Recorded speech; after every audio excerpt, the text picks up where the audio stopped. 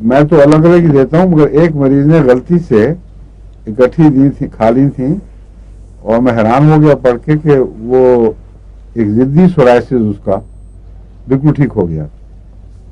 حالانکہ سورائسس میں مجھے سب سے زیادہ مشکل پیش آتی ہے ٹھیک کرنے میں، مگر اس نے مجھے لکھا کہ آپ نے مجھے سورائنم اور سلفر تجویز کی تھی، اور سلیم صاحب نے مہربانی فرمائی کہ الگ الگ تاکید نہیں لکھی، اس تفصیل نہ لکھنے کے نتیجے میں وہ اکٹھی سمجھا کہ اکٹھی کھانی ہے، اور 2-4 مہینے اکٹھی کھائی، وہ بڑا شکریہ کا کھاتا ہے کہ ٹھیک ہو گیا ہوں. مگر پھر میں نے 1-2 پہ رسک دی اکٹھے دے کر،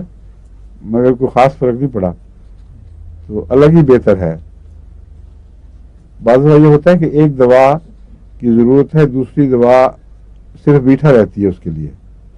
یہ شوگر ہے کہ اپنا الگ اثر نہیں دکھا سکتی،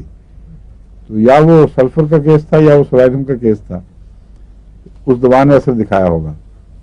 ملانا ٹھیک نہیں، خاص طور پر جو اونچی طاقت ہے اس میں بعض دفعہ اگر دونوں لڑ پڑیں آپس میں تو اصل بیماری کو فائدہ پہنچانے کی بجائے الٹ پلٹ علامتیں ظاہر کر دیتی ہیں.